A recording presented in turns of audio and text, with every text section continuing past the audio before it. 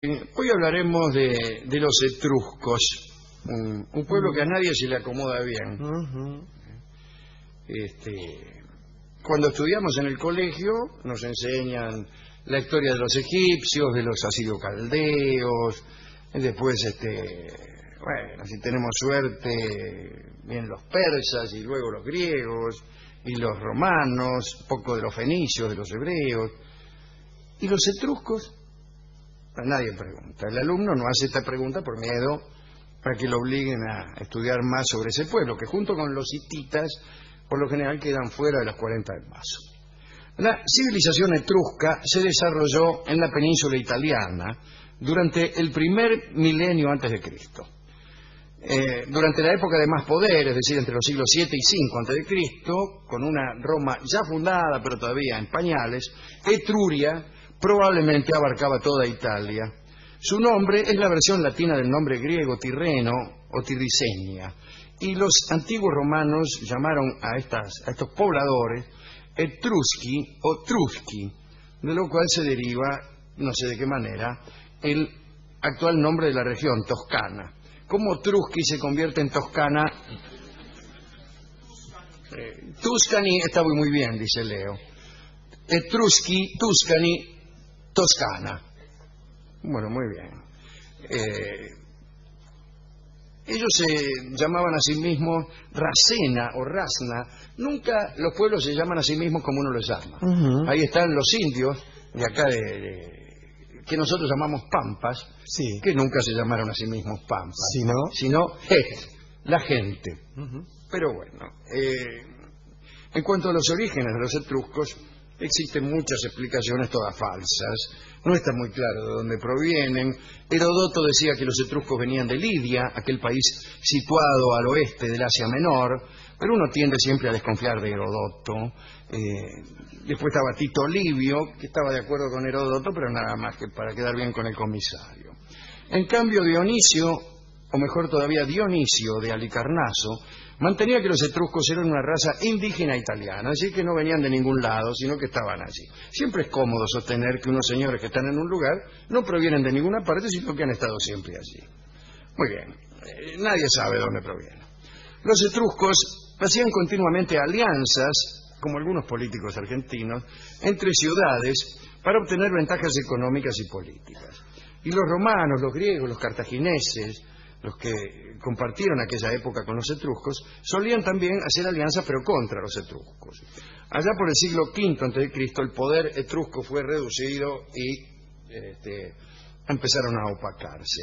Los romanos sometieron la parte del centro y sur de la península y muchas ciudades etruscas quedaron bajo su dominio.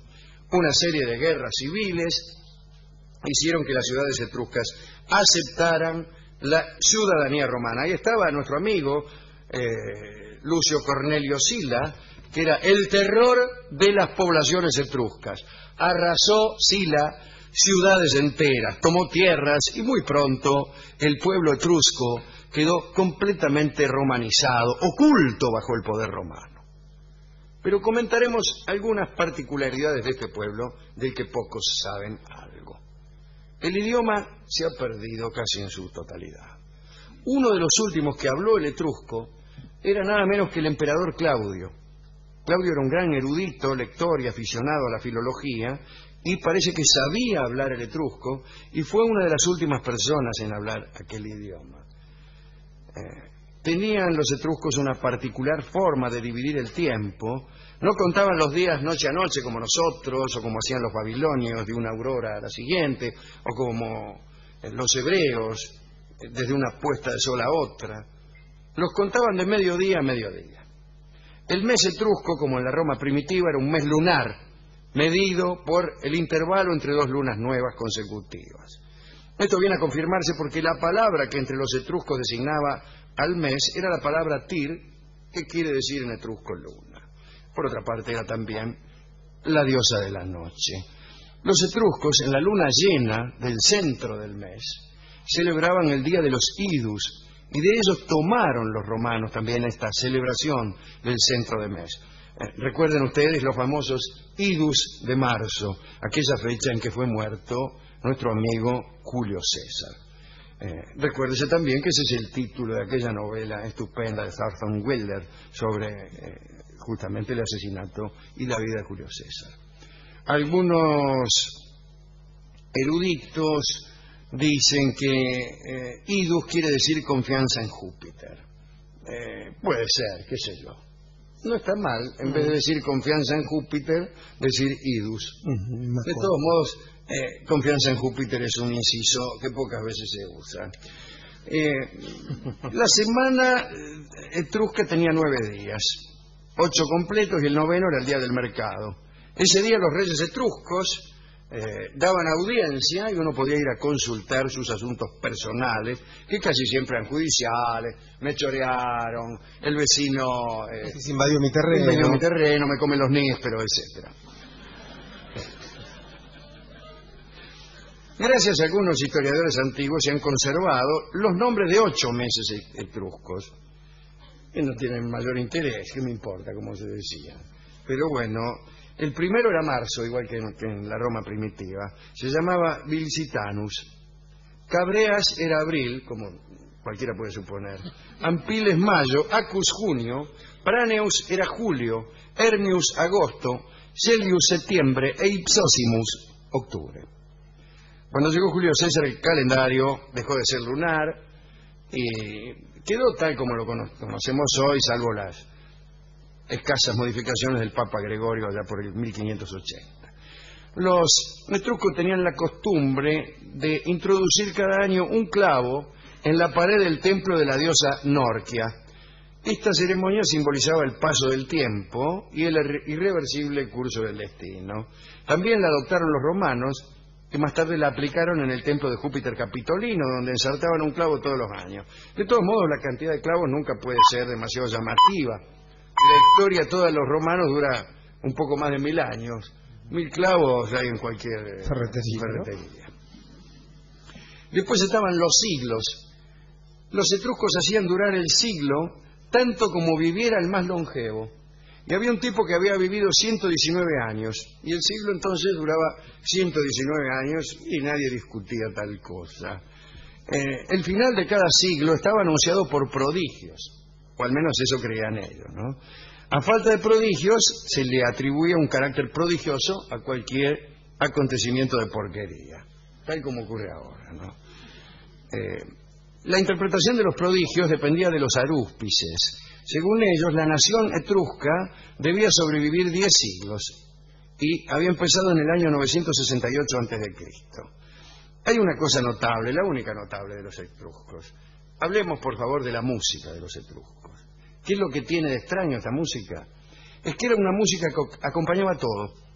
Prácticamente era como la música de fondo de la vida etrusca.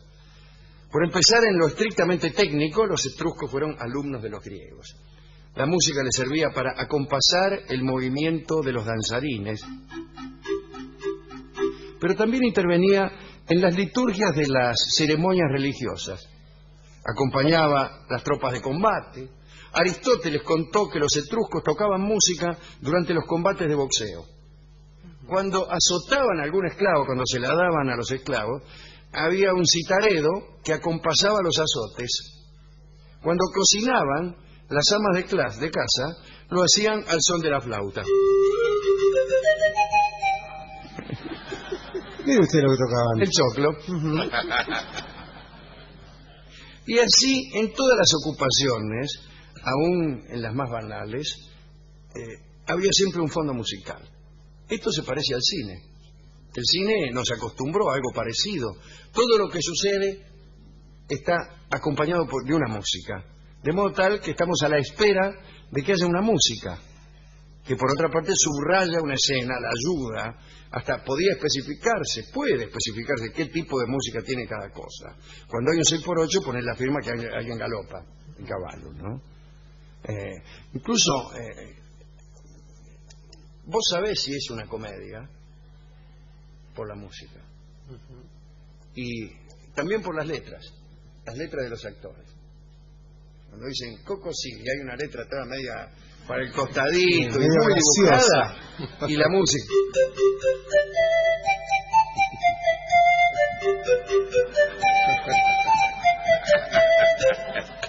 Es una comedia sea gracioso. italiana que se llama Pan, Amor y Fantasía. Muy bien. El caso es que según las crónicas de Dionisio y de Halicarnaso, lo más difícil de encontrar en las ciudades etruscas era el silencio, porque siempre había alguno tocando la flauta. Aristóteles cuenta que aun cuando amasaban pan, utilizaban la música y hasta dejaban de amasar si el músico se callaba. Estaba la mina amasando los raviolos y el músico.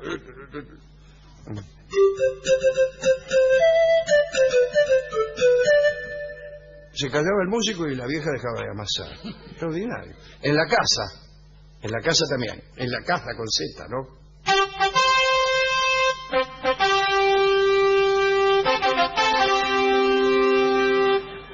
Y van todos a casa. Parece que cazaban jabalíes y ciervos, no solo con perros, sino también con la participación de expertos flautistas, que no sé cómo hacían para cazar un jabalí. Claro. Le daban Con una imagino, trompeta puede ser, pero con la claro. flauta es más difícil. Esto se hacía de la siguiente manera. Había redes y un flautista talentoso que tocaba melodías armoniosas, pensando que las bestias compartían el criterio musical de la Academia Etrusca. Tito Livio cuenta que en el silencio y la paz reinantes en los campos, la música alcanzaba las cumbres y los valles y que cientos de animales caían en las redes de los cazadores atrapados por el sonido de la flauta y la trompeta. Yo no me creo mucho esto, pero bueno. La flauta fue a lo largo de la historia el elemento preferido de los etruscos. Les gustaba la flauta, ¿eh? Sí, como a tantas. Como a tantos. Y existían también las liras, las cítaras de 7 cuerdas, y bueno, instrumentos de toda índole. Los luthiers de aquel tiempo eran griegos. Los flautistas eran llamados subulones. ¿Cómo? No sin un afán peyorativo, calculo yo, ya que nadie en este mundo puede ser llamado subulón sin algún ánimo de desprecio. Bueno, los subulones eran famosos en toda la región. Y Roma adoptó la costumbre de hacerlos venir de Etruria para la celebración ritual de sacrificios que normalmente eran acompañados por aires de flauta. Y los subulones constituían en Roma un cuerpo muy celoso de sus derechos, ¿no? Un cuerpo corporativo, muy fuerte. Por ahí se negaban a tocar porque le habían suprimido un privilegio. Nos tomamos los 20 minutos, todas esas cosas decían los subulones. Los romanos tomaron de los etruscos, además de la música sacra, la música militar. Ahí tienen la tuba tirrénica.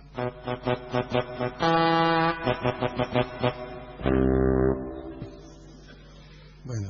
Dicen que los arúspices etruscos escuchaban aquellos sonidos en el cielo y traducían aquellas melodías celestiales como si se tratara de la voluntad de los dioses.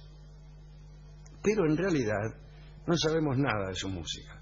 Sabemos lo que se habla, pero no cómo sonaría. Solo podemos, en toda la música de la antigüedad, salvo la música hebrea, podemos repetir lo que hay escrito sobre ella.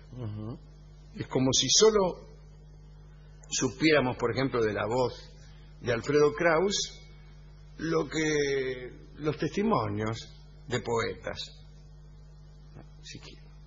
Bueno, hablemos para terminar del llamado juego de Persu, que era un combate que al mismo tiempo constituía un suplicio y preanunciaba ya los martirios del anfiteatro romano. Al parecer los etruscos tuvieron durante mucho tiempo la costumbre de sacrificar a los prisioneros para complacer al espíritu de sus guerreros muertos.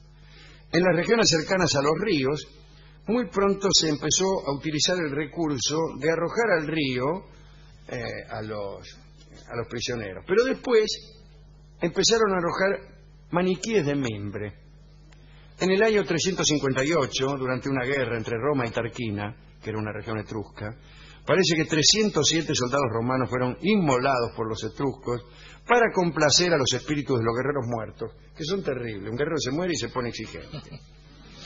Molesta más de muerto que de vivo. Sí, como tantos. A veces, en lugar de matar a los prisioneros sobre sus fosas, se les daba una oportunidad. Se los dejaba combatir delante de la fosa. Pero la oportunidad no era mucha porque le ponían una bolsa en el marote para que combatieran a ciegas y perdían. Estos eran los etruscos. Pero, amén del amigo Claudio, en la época romana nadie se interesó en ellos. Y cuando algunos humanistas trataron de indagar en la historia etrusca, pues no encontraron mucho. Entonces, hay cierta tendencia a hacerlo, a ponerlos como comodines de la historia donde más no viniera a convenir. A veces los hacen venir de Occidente, otras veces los unen a la invasión aria. Vaya a saber quiénes eran. Están ahí en el centro de Italia, hay algunos monumentitos y tumbas etruscas sobrevivientes, pero no sabemos mucho. Ni siquiera podemos nombrar un etrusco insigne en esta charla. Y no le podemos dedicar, ya que no conocemos. El olvido ganó la partida. ¿Por qué? Porque otro pueblo les pasó literalmente por encima, los pisó, los sumergió y nos impidió conocerlos. ¿Qué héroes etruscos insignes estaremos omitiendo ahora? ¿Qué sé yo? Estarán dándose vuelta en sus tumbas etruscas del centro de Italia diciendo, ¿por qué no me nombran estos desgraciados? Pero el olvido tiene esas cosas, ¿no? Hoy sabemos más de los hititas de lo que se sabía hace 1000 años, cuando lógico sería pensar lo contrario. A lo mejor el recuerdo gana alguna mano y aparece algo, algún documento, alguna revelación, y nos venimos a enterar de alguna pequeña historieta etrusca. Tal vez ahora mismo ya alguien se haya enterado, y por esa tardanza de los libros de texto en llegar a nuestras manos, desconocemos historias etruscas que los eruditos sí conocen. Hasta hace pocos programas veníamos diciendo que la escritura cretense 2 era desconocida, y un oyente nos llamó y nos dijo, mire, ya la han descifrado. Y bueno, pero acá nos llamaron. No avisaron. No avisaron, avisen. Avisen, ¿no? Bueno. ¿A quién quiere dedicar esta charla sobre este pueblo tan músico, no? Eso es lo que más me gustó de los etruscos, claro. saber que estaban todo el tiempo tocando la flauta. Bueno, al que se le ocurrió arrojar maniquíes de mimbre, Alejandro, ya buscar un símbolo en vez de una víctima real, ¿no? Sí, eso no está mal, ¿no? No está mal. Es decir, a los guerreros muertos, que también eran simbólicos después de todo, que se conformaran con muertos simbólicos. Con muertos simbólicos, siempre menos Mejor, cruel. mejor.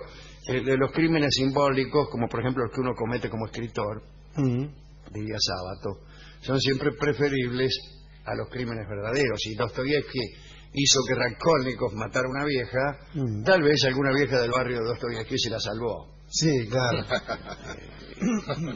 Yo por eso cada vez que veo un maniquí en el río, pienso, alguien se salvó de morir.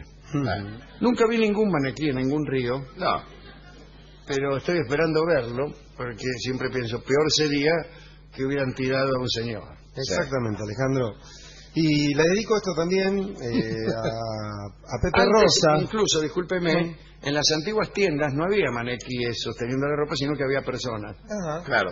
Quietitas. Estaban quietitas las 24 horas del día, lo cual les producía... ¿De qué trabaja papá, no? Sí, claro. Bueno, Así que- a veces no está tan mal. Pienso, ¿quién era Alejandro, aquel famoso músico que le iban a hacer A Rossini. la estatua? Para Rossini, que era un tipo que no creía mucho en estos símbolos, le ofrecieron construirle una estatua. Empezaron una suscripción pública para construir la estatua. Mucha guita habían juntado. Y Rossini dijo que le dieran la guita a él, que él se ponía todas las tardes arriba del pedestal. Claro. Es buenísimo. Es buenísimo. Le voy a dedicar esto, le decía al amigo Pepe Rosa, ya que de los JET hemos hablado y alguna información de don Pepe hemos Ya sacado. en el primer capítulo de su sobre libro eso. de historia. Y ya que se habló también de una guerra civil, permítanme dedicarle esto a Picasso, que inmortalizara la tragedia de Guernica. Muy bien. Señores, ya que los etruscos eran muy músicos y se pasaban dando fondo a lo que ocurría en la vida real, no está mal escuchar el tango que se llama La Guitarrita, ya que ellos utilizaban la cítara, que era, como saben, hasta el aburrimiento, todos los oyentes de emisoras musicales, antecesora de la guitarra. Entonces escucharemos a nuestro guitarrista de cabecera, Juanjo Domínguez, que trabaja en casa poniéndole música a todo lo que yo hago. ¿En serio? Sí, Pero Juanjo está lo he contratado. ¿Lo sigue a usted y depende? Sí, por eso toca también, porque yo hago cosas muy rápidamente, siempre estoy apurado. Sí. Y Juanjo también. Escucharemos el tango La Guitarrita por nuestro guitarrista Juanjo Domínguez.